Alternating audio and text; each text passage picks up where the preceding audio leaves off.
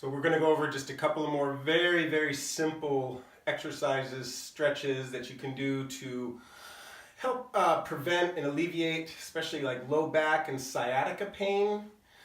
One of the things you want to do is to be able to open the front of the body and deep inside the muscles, deep inside the abdomen and the hip flexors.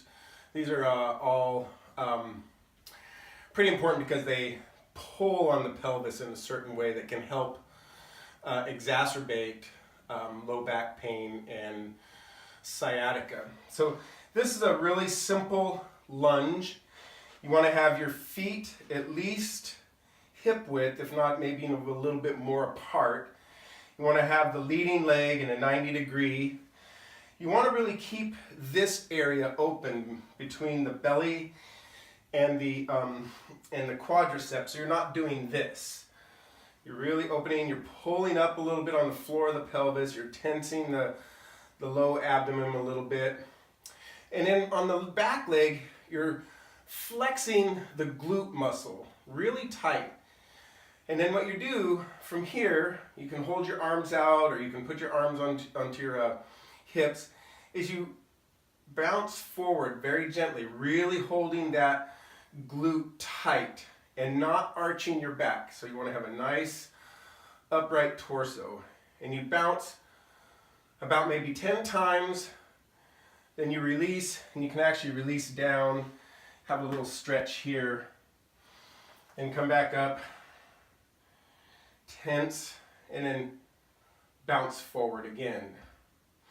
You want to keep that those legs hip distance apart so you're not rocking back and forth. If you need to hold on to a chair or a wall to help keep you balanced, that's fine. Remember when you come back to really release the glute. So the next one I'm going to show you is very simple, and you can do this up against a wall if you don't feel like you can keep your back straight. So you can do this up against a wall. Again, your feet are going to be a little bit wider than hip distance, maybe shoulder distance, feet on the ground as best you can, out in front of you, so you're not like bunched up here. You're out in front of you to where you're at a comfortable distance. All you're going to do is you're going to release the knees down to one side. And again, keeping a nice upright torso, watching this space in the hip flexors, so lifting up. So you're not doing this, and you're not rolling back. You're keeping this upright posture, and you're dropping the knees to the other side. If you want to add in a little bit of a stretch, just be careful that you're not overstretching the low back. Then you can come back, do another little stretch up. And you might do that 3-4 times each side, and then just take a rest.